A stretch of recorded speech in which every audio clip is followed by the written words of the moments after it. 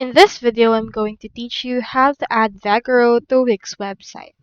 First thing you need to do is to make sure that you have your Vagaro.com account.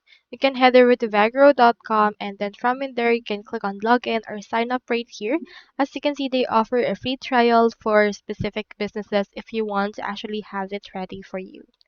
Now, you also need to head over and have your Wix.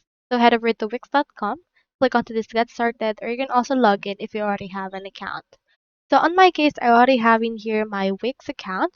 So what we can do is we can actually head over and add in here Vagaro by creating a button into our Wix editor and setting its link to your Vagaro booking page or widget URL. So there's actually no widget yet for the Vagaro. So what we can do is we can actually just integrate it using the button. So in order to do that, head over and click onto this plus icon that we can see right here. Once you have clicked on that plus icon, this should be able to open here all of the elements that you can add. So in this case, you should already see in here already the button. So you can just scroll down to wherever you want to put it. So on my case, let's head over and put it right around this part. Let's click on the button and drag and drop it right here. For example, let's add it in here.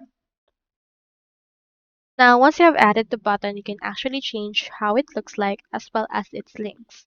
So as of right now, we have in here the change text option. In here we scale properties, its design, its background, and the likes. So what you can do is you can click onto this link option right here once we're done with the designing. And this will ask in here for a link that you want. So let's choose in your web address and put in here the URL of your Vagaro. I have in here this Vagaro option. So let's head over and click on this URL.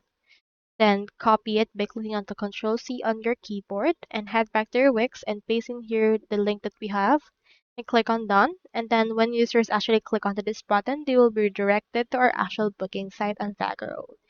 So that's all there is today and I hope this video helped you out.